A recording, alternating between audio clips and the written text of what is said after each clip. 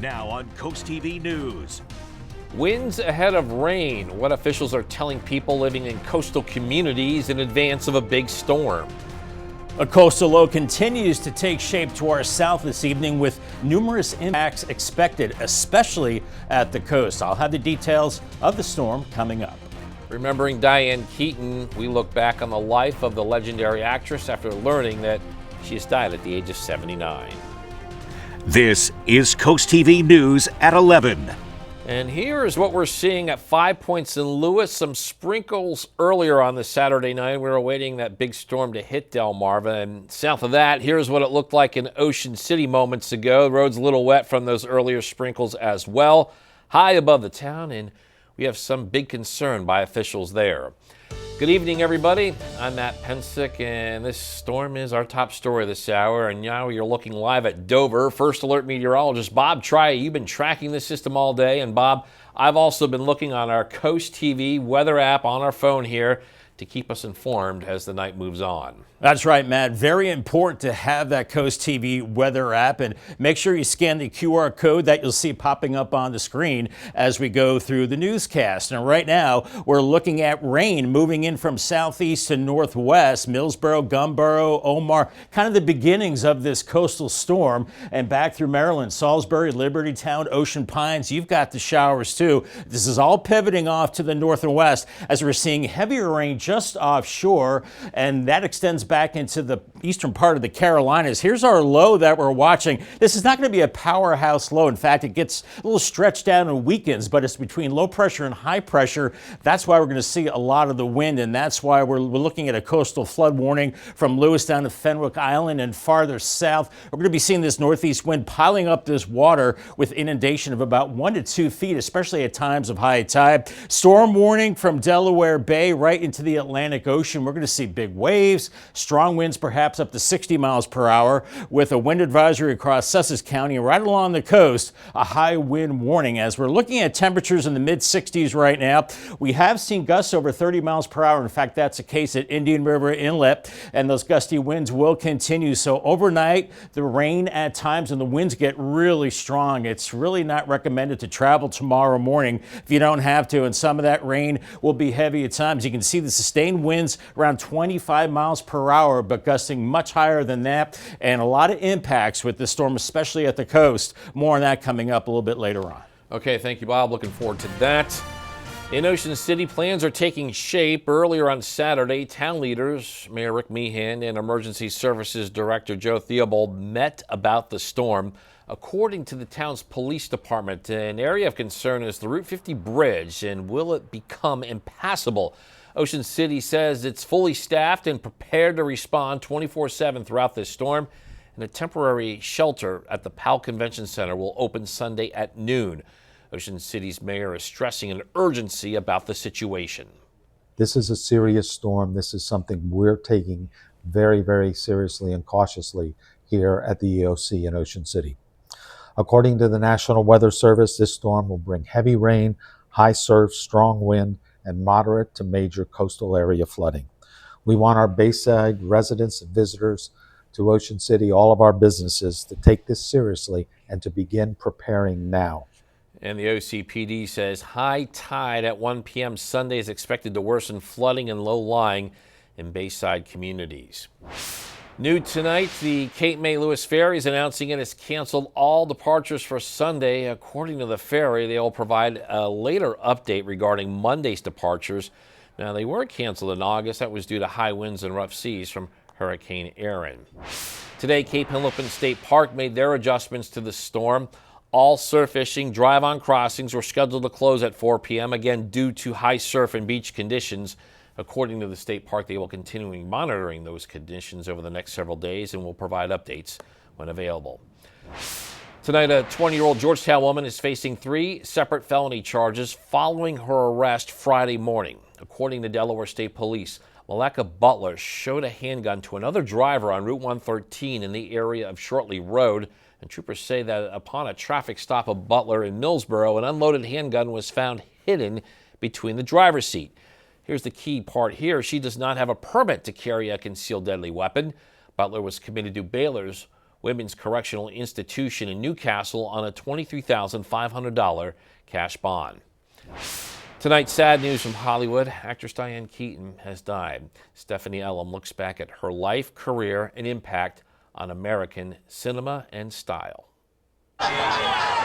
Skilled at both drama and comedy, Diane Keaton was one of Hollywood's most enduring actresses. Born Diane Hall, the LA native landed her first major roles in Broadway productions like Hair and Woody Allen's Play It Again, Sam, a role she later reprised on the big screen. You always think of baseball players when you're making love? But it was another Woody Allen romantic comedy that launched her into stardom, Annie Hall. Oh, why? You got a car? The 1977 classic was loosely based on her relationship with Allen and showcased her quirky personality and style. It also earned her an Academy Award for Best Actress. Annie Hall gave me everything. Annie Hall gave me the opportunity to do all the things that I've been privileged to do. She was Allen's muse in several of his other films, including Interiors and Manhattan. You know, you got a good sense of humor. Keaton made her mark in dramas as well. She played Kay Adams, the wife of mob boss Michael Corleone, in the iconic Godfather films. There would be no way, Michael. No way you could ever forgive me. I think that she was not a typical mafia wife. That's the problem. She didn't fit. She was the wrong fit. And I thought that that was what was interesting about my part. I remember always the door being shut in my face. Keaton also gave a powerful performance in the dark, violent Looking for Mr. Goodbar and earned Oscar nominations for her work with then-boyfriend Warren Beatty in Reds and opposite Meryl Streep in the family drama Marvin's Room. God, are you that old? Keaton turned to lighter fare in later years, starring in comedies like Father of the Bride, The First Wives Club, and Something's Gotta Give. He knew that I was still in love with you. Off-screen, Keaton's attire generated buzz and made her a fashion icon and influencer. Her self-styled, gender-bending wardrobe first grabbed attention in Annie Hall and often featured men's ties, suits, vests, thick belts, and hats. And while she had relationships with a few of her famous co-stars, Keaton never married. She did adopt 2 children in her 50s and, in addition to acting, directed TV shows, wrote best-selling memoirs, and pursued her passions of photography and preserving historic buildings. Diane Keaton, a Hollywood original who brought her unique, unconventional style to a host of unforgettable roles. Moving on, former President Joe Biden has started radiation therapy as part of his treatment for prostate cancer. A spokesperson for Biden did not give a timeline for the treatment. A source says he began this treatment a few weeks ago. Earlier in the spring, Biden announced he was diagnosed with an aggressive form of prostate cancer that had spread to his bones. All types of beards and mustaches came together for the 8th annual Beard and Mustache Competition in Ocean City. The Bearded Men's Society of Ocean City, a local nonprofit, hosted the event for the homeless on the lower eastern shore and making strides against breast cancer causes that have personally affected many in the group. Money was being raised as the hair competition got underway, featuring a variety of categories, so anyone could join in. Helped out at National Kidney Foundation at Cape May-Lewes State Park up in Salisbury. So wherever we can, we're beards, beers, and volunteers. So if somebody needs our help, they call. We can get as many club members together. We go and help out. Members say they plan to split the thousands of dollars that were raised evenly between both organizations.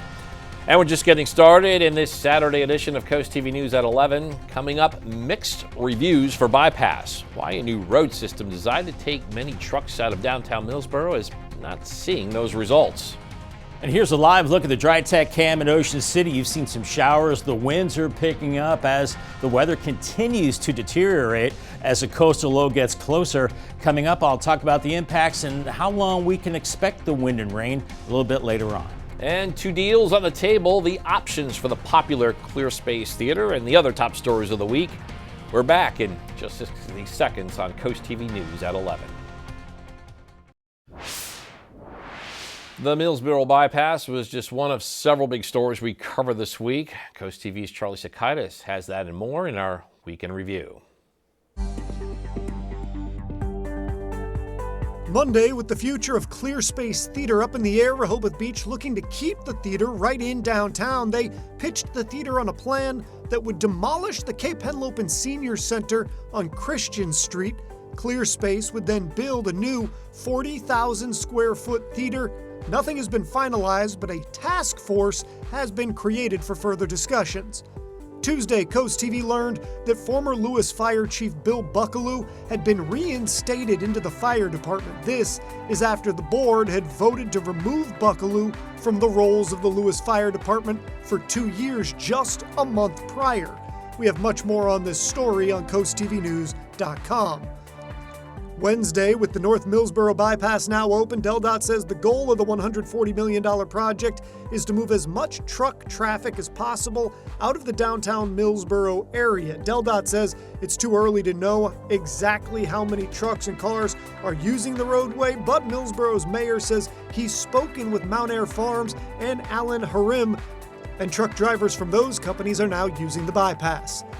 Thursday, after Iron Hill filed for bankruptcy earlier this month, they now may face a class action lawsuit, employees claiming that they were let go on short notice, and now a law firm is looking into WARN Act violations. The act says it requires most employers with 100 or more employees to provide 60 days advance written notice before closing.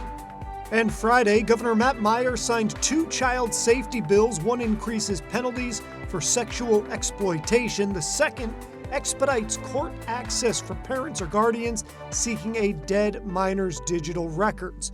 For Coast TV News, I'm Charlie Sakaitis. Here's a live look into Spicer Brothers camera right now in Salisbury. We're seeing water on the lens here, and this is only the beginning. The rain and wind will start to pick up as low pressure continues to develop to our south this evening, promising an extended period of rain, wind, and major impacts, especially at the coast. I'll break down the storm after the break. Stay tuned. Of course, a big story as we go through the weekend is the developing storm to our south that will bring a lot of impacts. That's why it's important to scan the QR code right there, and that will get you to the Coast TV weather app, all aspects of the storm system on there. And the rain is picking up now. Live look at the Tidal Health Cam in Salisbury, 66. Roads are wet, and this is just the beginning. The winds are going to start cranking up, already getting pretty breezy out there, and that'll be the case tonight. Now, here's how things break down. We're looking at occasional showers overnight, a wind-driven rain tomorrow, the heaviest in the afternoon tomorrow, and then just scattered showers on Monday, and the winds 40 to 50 miles per hour, maybe even touching 60 along the coast. That might be an outside chance, but definitely a chance for sure. And then Monday, wind gusts 35 to about 45, and major coastal flooding along the Delaware coast. Roadways and highways could be flooded, possibly, and dangerous surf 5 to 10 feet, and some beach erosion as well. In fact, a coastal flood warning all along the Delaware coast down to the Maryland coast as well through Monday evening, especially at time of high tides and with a strong northeast wind. We're going to see that water piling up, so we could see inundation of 1 to 2 feet. So if you live in those flood-prone areas, keep that in mind. And a storm warning for part of Delaware Bay and then the Atlantic Ocean as well, where we'll see that big surf and also the very, very strong winds. In fact, a wind advisory inland Sussex County. Then right along the coast, that's where we have a high wind warning where those winds could gust 50 to possibly 60 miles per hour. So make sure you secure those outdoor items. We're looking at temperatures right now into the mid to upper 60s. It's muggy as we're tapping into some tropical air, and winds already gusting 25 to 30 miles per hour at the coast. Not as strong inland areas, and we've been seeing showers advancing in this evening. Georgetown, Millsboro, Delmar, Gumboro, Selbyville, all seeing the rain, not especially heavy, and then Salisbury towards Ocean Pines. This is all pivoting to the north and west, kind of the beginnings of this system, but the heavier rain is off to the southeast and back through eastern North Carolina as we're watching a low pressure off the Carolina coast right now, and it looks like it'll become elongated, not especially one big powerhouse area of low pressure, but enough of a pressure gradient strong enough to give us a lot of wind, and that'll be the case overnight. You can see the arrows turning red and purple, indicating the strong winds and the rain Sunday morning. Some of that definitely coming down heavy at times, and then by Sunday afternoon we're looking at the heavy winds and rain, and I think the winds could be the strongest into Sunday evening, and then the winds start to turn around to the northwest, and we're still looking at a really icky day on Monday with rain and wind, but not nearly as strong as we go into Monday, as those winds are gusting over 40 miles per hour tomorrow morning. And then by 2 p.m., 50 at the beaches, even 35 to 40 at inland areas, and close to 60 as we go into Sunday evening. So very, very windy. And then those winds will start to shift to the northwest and then begin to lighten up. And we could be looking at power outages, down trees and power lines, strongest winds at the coast, 50 to 60, 40 to 50 inland, and 30 to 40 along the eastern shore. And major coastal flooding, waves around 5 to 10 feet, and once again, up to 1 to 2 feet of inundation, with about a half inch to about an inch and a quarter of rain and a slight chance of excessive rain. And we're definitely looking at some big waves, around 5 to 10 foot waves, as this low finally pulls out as we go into early next week. And along the coast tomorrow, just rainy and windy. Paul Davis 7-day forecast, yellow alert Monday 65, and then drying out after that. Pretty cool by the end of the week with 60s for highs and lows in the 40s. Thank you, Bob. Millsboro Bypass is up and running, with DelDOT's goal of moving as much truck traffic as possible to the bypass and get it out of downtown Millsboro. Coast TV News reporter Brandon Ferguson shows us so far it's getting mixed reviews. Tractor trailers on the newly opened Millsboro Bypass. Cars and trucks of all types. But is the $140 million roadway working? Millsboro's Mayor Bob McKee says some big trucks are bypassing the bypass and still driving through downtown. But now some of the heavier dump trucks coming through, so not related to the poultry industry. So down the road at some point, we'll work with DelDOT and possibly have truck restrictions. During today's meeting, DelDOT engineer Mark Lutz says because of the bypass opening less than 2 weeks ago, it will take truck drivers a while for them to learn this new route. One positive, Millsboro's mayor says the largest trucks in town are using the bypass as intended. We've had meetings with both Mount Dare Farms and Allen Harim, and they're both very supportive and cooperative. So their instructions to their trucking companies is to use the bypass as a primary route.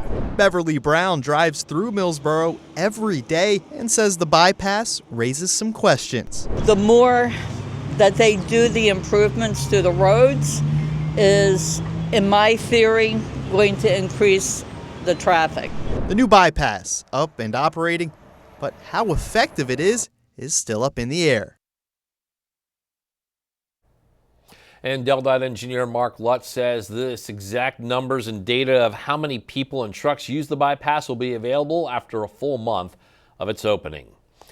After the break here on Coast TV News at 11:00, so close, the thrilling second half in College Park that ended with a Maryland loss to Nebraska. That and more when we continue in a moment. In your health news tonight, President Trump received his flu shot as well as COVID vaccine booster during his second checkup of the year at the Walter Reed Medical Center on Friday. In a memo summarizing the visit, his doctor said Trump received the shots in preparation for the upcoming international travel. The doctor said Trump, quote, continues to demonstrate excellent overall health. A court filing shows more than 4,000 federal employees received layoff notices Friday as the government remains shut down. The Department of Health and Human Services was one of the departments that saw the highest number of reductions. The filing said more than 1,000 workers were laid off. The filing was part of a lawsuit brought by 2 federal employee unions seeking to stop those layoffs. Maryland looking to bounce back this afternoon at the stadium in College Park. Last Saturday, the Terps suffered their first loss of the season against Washington. They drew a tough one this weekend. 4-1 Nebraska paying a visit. And midway in the first quarter, we got a big play from Big Red. Dylan Raiola just flicks it out there to Nazia Hunter, and Hunter turns on the Jets right by the Terrapin defense. 64 yards for the touchdown, making it a 7-0 game, but the Terps would rally to tie it. And in the third, how do you do? Dante Joyner, the interception of Raiola, and Joyner is not a homebody. He's having a 67-yard house party, and that lead would hold until just over a minute to go in the game. Raiola to Dane Key. It's a touchdown for Nebraska, and that was the ball game. Maryland loses 34-31. They fall to 4-2 on the season with a trip to suddenly red-hot UCLA next week. Homecoming in Dover for Delaware State. Just look at this big score by the Hornets. It was a happy homecoming indeed. 70-23 over Division II Southern Connecticut State. Get this, James Jones, Marcus Gillis, and Kobe Boynton, they all rushed for over 100 yards in the win. Get ready for another week in the NFL regular season. We have your Sunday Night Football right here on Coast TV. This week you can catch the Detroit Lions and the Kansas City Chiefs. Coverage begins at 7, and then stay right here for Coast TV News following the game. And after the break here on Coast TV News at 11, as we take a live look at Ocean City, we have a final check on your forecast. Coast TV News at 11 continues in just a few moments. Threat of the big storm caused the 28th annual Endless Summer Cruising to adjust their event schedule. This is video that we actually shot on Thursday. All of Sunday's activities were moved to today, meaning Saturday was the final day of Endless Summer Cruising. It still was a weekend with plenty of classic cars and hot rods. About some brews and barks in Milton today. Dogfish Head held Pumpkin Ale Fest at its brewery, featured on tap their famous pumpkin ale, plus the new Bob's Buddies brew, which supports the Brandywine Valley SPCA and its rescue animals. Live music was part of the Saturday afternoon event that included fall-themed activities. And that's what took place in Milton today, Bob. Yeah, Matt, we were missing a good time just a couple of feet from our station here. It sounded like a good time for sure. Weather, not so much of a good time. The winds are really going to be picking up as the rains too into the morning hours. Sustained winds over 20 miles per hour, gusting to 50 to 60 at the coast. A little lighter inland areas, but it's going to be a mess tomorrow. Call the Coast TV First Alert weather phone for the latest on this storm. Sponsored by Brockstead, Mandalis, Federico. Your Paul Davis 10-day forecast. I do have a code red tomorrow. Beach erosion could see maybe coastal impacts of 1 to 2 feet of inundation at time of high tide. So it's going to be rough and very strong winds. And then 65 Monday, a yellow alert, still breezy and rainy. And then drying out Tuesday, 67 by the end of the week, dry but cool. Temperatures into the 60s Thursday and Friday. Overnight lows pretty cool into the 40s. And right now, next weekend, a lot quieter than this one, partly cloudy. Temperatures on the cool side, but feeling like October, 60s and low 70s. Okay, thanks, Bob, and thank you for watching us here on Coast TV News at 11. For more news and local weather, download our Coast TV News and weather apps. Saturday Night Live starts right now. Have a great Saturday night, everybody.